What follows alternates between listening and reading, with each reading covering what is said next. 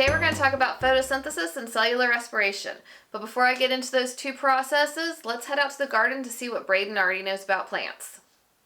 Hey, welcome to Braden's garden. He's invited us out here because he claims to be a little bit of an 8-year-old expert on what plants need in order to make them grow. So thanks for having us out here today. You're welcome. So welcome to my garden.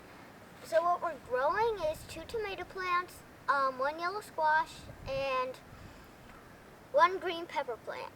And each of them need water, sun, and carbon dioxide, and all of that makes nutrients, and then the nutrients gives them food. And yeah, that's the food. Okay. So all this together is kind of what my 7th graders have been studying when they've been studying what big topic?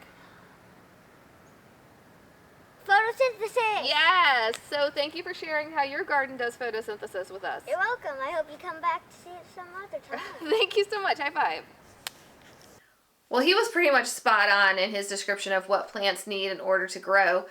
Plants can make their own food using carbon dioxide and water and sunlight through the process of photosynthesis. As they make this food, this glucose, they also give off oxygen, which is very beneficial to you and me.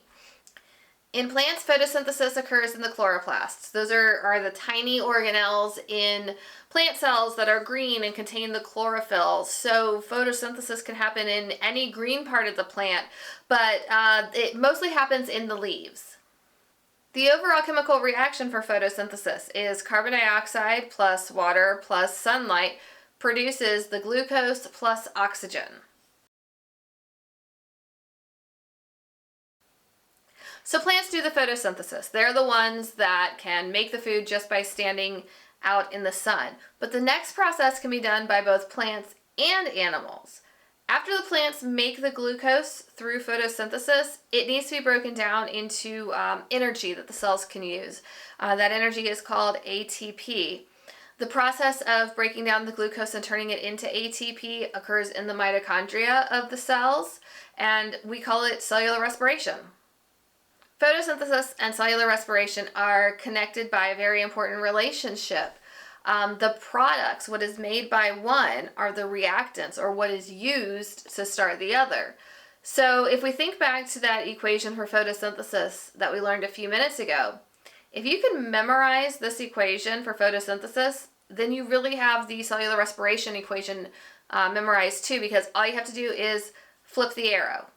So in photosynthesis, if carbon dioxide plus water plus energy in the form of light gives us glucose and oxygen, then in cellular respiration, we take that glucose and oxygen that we made, the glucose and oxygen combine together in the mitochondria, and they make carbon dioxide and water and energy, but this time the energy is in the form of ATP.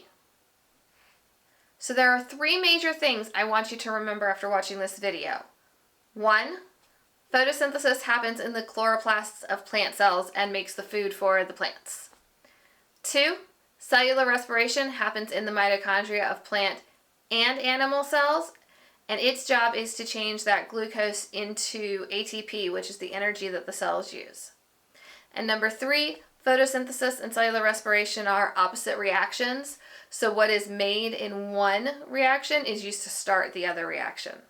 Remember, this was just a basic overview of the processes of photosynthesis and cellular respiration.